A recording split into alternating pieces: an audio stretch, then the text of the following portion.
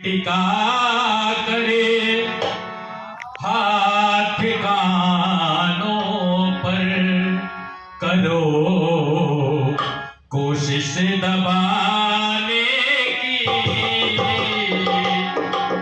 तुम्हें आवाज आएगी प्रभु के कारखाने की।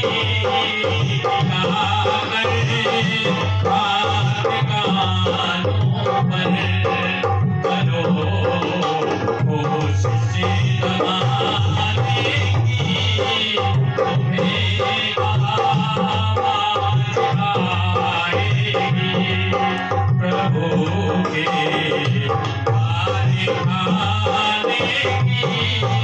टिका करे हाथ कानों पर।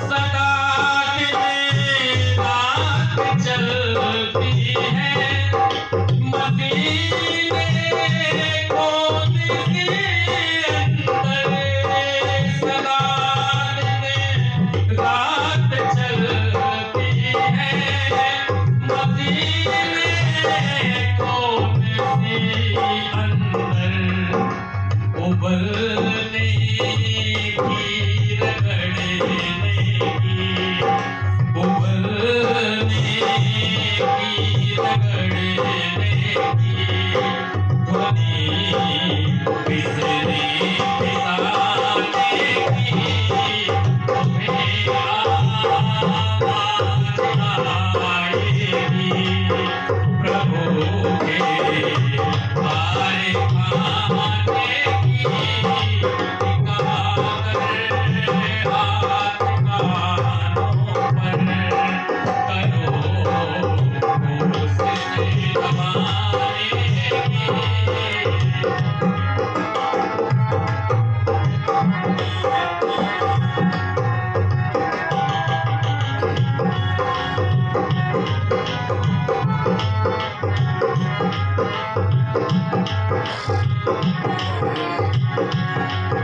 न गेहूं में न चावल में, देखा है आज किसने हो। घर में देखते थे पहले, जब मेरी दादी चक्की चलाती थी हाथ से और आटा उसमें बीच में डालती थी, गेहूं उसमें बीच में डालती थी और आटा बंद बंद करके निकल रहा था। लेकिन कभी नहीं कल्पना की है बड़ी सुंदर पथिक जी ने, न गेहूं में न चावल में, न सब्जी में न दालों में, न गेहूं में न चावल में, न सब्जी में न दालों में, बदन में खून बनता है, बदन में खून बनता है, विधि क्या है बनाने की, तुम्हें आवाज आएगी प्रभु के कारखाने की। टिका करे हाथ कानों पर।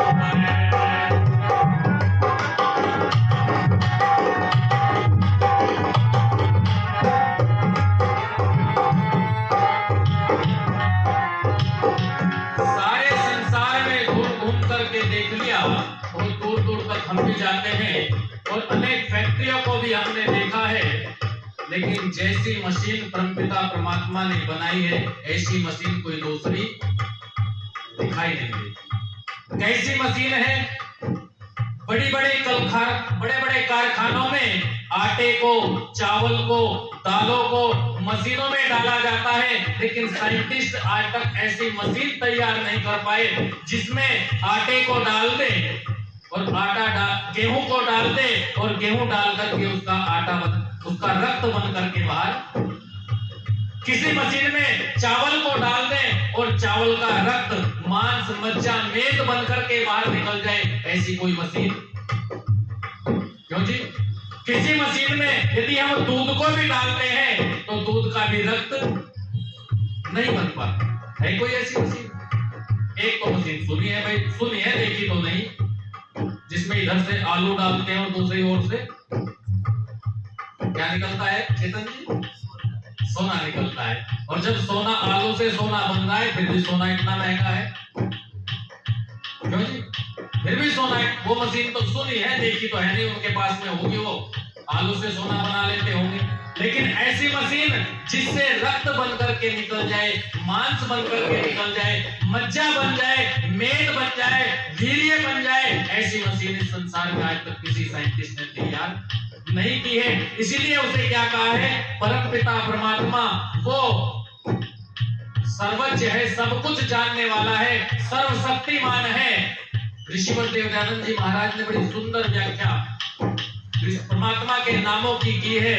ईश्वर सतचित आनंद स्वरूप, निराकार, सर्वशक्तिमान, न्यायकारी, दयालु, अजन्मा, अनंत, निर्विकार, अनादि, अनुपम, सर्वाधार, सर्वेश्वर, सर्वव्यापक, सर्वंतर्यामी, अजर, अमर, अभय, नित्य, पवित्र और सृष्टि करता है। उसी की उपासना करने योग्य है, केवल उसी की उपासना, जिसने इस मशीन को बनाया है। लेकिन हमने उसकी उपासना छोड़ दी और जिसको हमने बनाया है उसकी उपासना हमने प्रारंभ कर दी, उसी की पूजा पाठ में लगे हुए हैं। अरे यदि परमपिता परमात्मा की बनाई हुई मिट्टी, परमपिता परमात्मा का बनाया हुआ पत्थर हमारे पास में ना हो तो हम भी उस ईश्वर को, उस भगवान को जो हमारे सामने मूर्ति के रूप में क्या बना सकते हैं जी?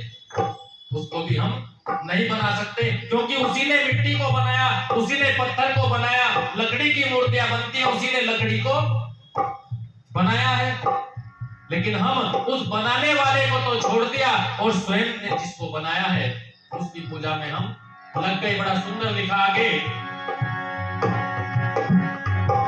लहू से मांस मज्जा से बने हड्डियों के ढांचे पर, लहू से मांस मज्जा से बने हड्डियों के ढांचे पर, बने हड्डियों के ढांचे पर, पलस्तर साफ चमड़ी का, पलस्तर साफ चमड़ी का, गला देखो सजाने की दिखाकर, हाथ कानों पर करो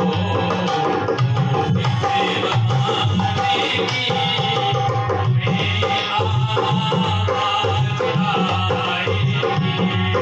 प्रभु के कार्य आने